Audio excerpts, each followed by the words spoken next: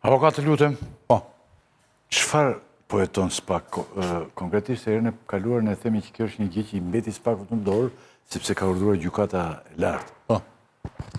Dhe çfarë është konkretisht kjo? Apo është një gjë që kalon një formalitet dhe mbyllet si dosje? Çfarë është sipas teje? Shiko, referuar frymës së vendimit të gjykatës lartë që ishte urdhëruese, sipas procedurës, gjykata e lartë urdhëroi prokurorinë e posaçme të regjistrojë një kallëzim të bërë nga një shtetase e afërme e Alex Nikës dhe referuar gjithçkaje ka paraqitur gjykata e Strasburgut në këtë çështje, prokuroria e posaçme ka dy drejtime kryesore të cilat duhet që ti kontrolloj gjatë këtij hetimi. Së pari, fakti që janë vërejtur shkeljet të nenin 2 Konventës Europiane të Drejtave të Njerëzit për sa i përket materjes dhe procedurës, thot gjykata e Strasburgut, do të thotë që në këtë hetim prokuroria e posaçme për sa i përket pikpamjes materiale, do të thotë të përcaktoj saktësisht veprat penale përveç se atyre 3-jave që ka regjistruar, të përcaktoj faktin penal, se si do të regjistrohet. Janë 3 vepra penale për cilat po kryet hetimi, të tëra në kryera në bashkëpunim. Vrasja, shpërdorimi i detyrës dhe veprimet që pengojnë zbulimin e të vërtetës. Me veprimet që do kryej prokuroria e posaçme, duhet të rregullojë procedurialisht dhe që kuptojmë me rregullim procedurial si që orientojnë gjykata e Strasburgut, të pyes personat që nuk janë pyetur kurrë në hetimin e parë, të mundet të siguroj prova materiale të cilat për shumë arsye nuk janë siguruar gjatë hetimit të parë, dhe në fund të cilësoj faktin juridik saktësisht për personat konkret, duke qenë se dyshimi kryesor është mbi funksionar zyrtar të lartë të asaj kohe, patjetër që gjykata e lartë nuk kishte rrugë tjetër veç se ti thoshte prokurorisë posaçme duhet të bësh ti hetimet. Ku mbeten vështirësitë? Vështirësitë, koha e gjatë e kaluar, degradimin në kuptimin e memorjes së dëshmitarëve, provat materiale të cilat varet se si janë ruajtur dhe në çfarë janë ruajtur, duen të merren në rivlerësim nga prokuroria e posaçme me hetimin e ri që ka. Dhe pyetje personave që ju thoni, janë persona të cilët mund të mos jenë pyetur kurrë nga hetimi i parë, si ish ministri i Brendshëm, ish kryeministri dhe persona të tjerë, të cilët në frymën e 2 vendimeve të gjykatës lartë dhe Strasburgut për të plotësuar tablon e faktit penal patjetër duhet të ripyeten. A ka vështirësi? E thatë ju që në fillim, 15 vjet të kaluara nga një ngjarje kriminale janë shumë për të degraduar hetimin dhe për të shkuar objektivisht tek e vërteta, sepse zbehen provat, zbrehen deklarimet. E kisha po këtë që ju futut vetë, a ka mundësi SPAK-u që pas kaq vitesh dhe me provat e prishura, si shtuhet, si që rasti serverit, që është kryesori, një element, po. Të zbardhë ndonjë terren nga një scenari si e mendon ti? Shiko, aty ka lidhje. Detyr prokurori, një ekspert shumë i mirë dhe më mirë se ty se thot njeri këtë. E para gjë që duhet bëj prokuroria e posaçme duhet të rimarrë në dorë të gjitha provat materiale që janë fiksuar në vendin e ngjarjes në ditën e ndodhjes së ngjarjes.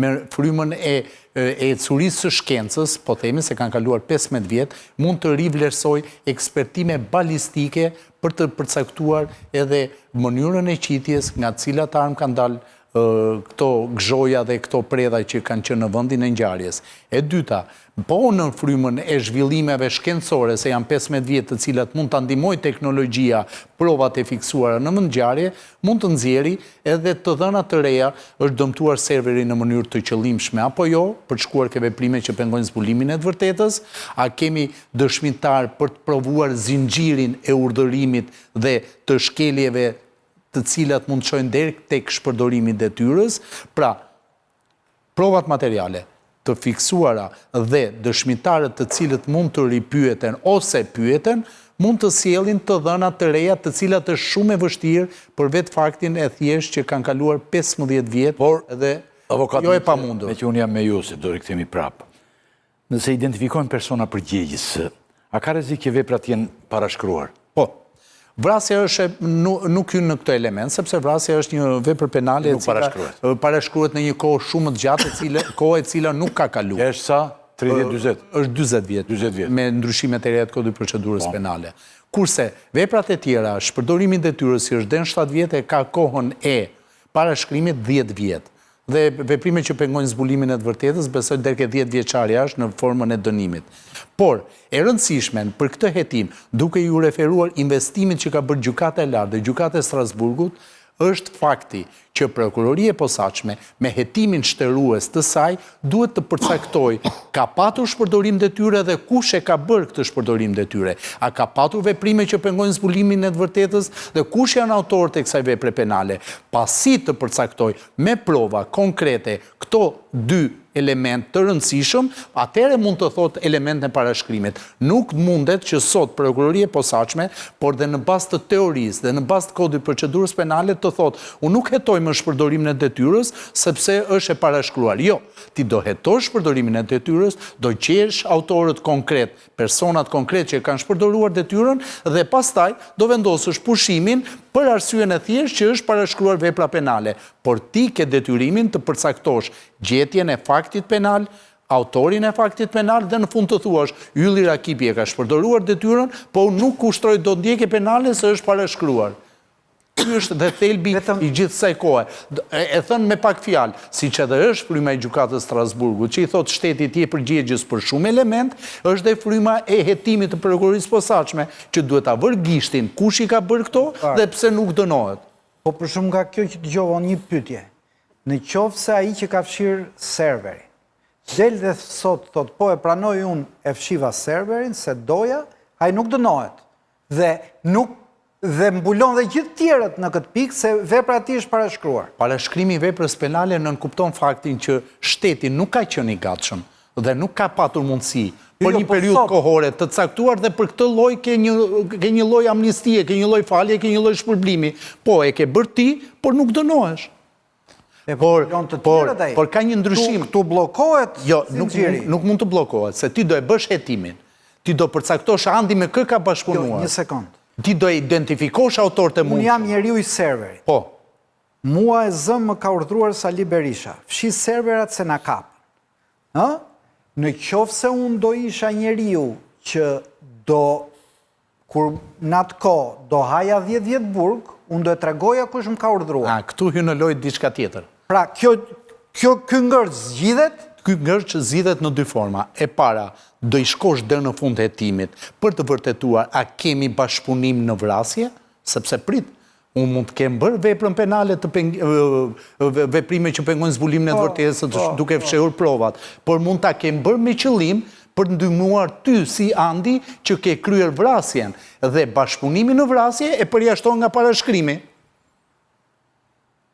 Ka mundësi të ndodhi me një hetim, me një lloj hetimi të kësaj forme. Në rast se ti pranon dhe thua ke bërë fshirjen e serverit, atëherë do fillojmë do hetojmë, se nuk mund të kalosh kështu, prandaj është thelbësore. Nuk mund ta mbyllësh hetimin sot thuash, me që ka parashkrim nuk do hetoj, se do kemi shpërdorim detyre dhe hyn në lojë instituti që quhet i konkurimit të veprave penale. Ti mund të kesh ndihmuar andin për të vrarë personat, duke i hequr gjurmët, por ke kryer dhe veprime që pengojnë zbulimin e vërtetës për cilën nuk dënohesh, por për bashkëpunim në vrasje do dënohesh. Qartë. Kjo është një zgjidhje. E qartë, tani unë kam një pyetje tjetër të cilën do të filloj të ndryrin dhe analistët përveç e avokat. Megjithëse ti je analist, duke qenë prezent vazhdimisht. Pjesës ligjit. Po të ligjit se ke libri të shres për astronautët. Jo, po këtu flasim për gjithçka të gjithë, po unë s'kam thirrur ndonjëherë për problemet e... Dhe po të më thrasësh, unë do rri si spektator, do shikoj. Do vish aty dhe do të punoj telefonin. Tani, po te urdhëruesi, këto janë ngjarjet fakt që është shumë e vështirë të shkohet te urdhëruesi. Në fakt janë ngjarje të vështira për gjithë botën. Nuk mund të themi që janë vetëm për Shqipërinë. Kam pasur shtete shumë të zhvilluara dhe kam përfunduar vetëm... A mund të shkoj spak? Nuk kam dyshimin që kjo të mbyllet formalisht tani, se me këtë që me që e ka çuar gjykata kushtetuese, po pyetje për shikuesin, e kupton? Gjykata e lartë. Gjykata e lartë, më fal. Çfarë duhet provuar konkretisht? Mendoni ju? Për urdhëruesit? Po. Te urdhëruesit, duke qenë se kemi kaluar në një kohë shumë të gjatë, nuk mund të gjesh ato që quhen prova dokumentare, prova shkencore, prova materiale, bazimi e hetimit do bazohet kryesisht te dëshmit.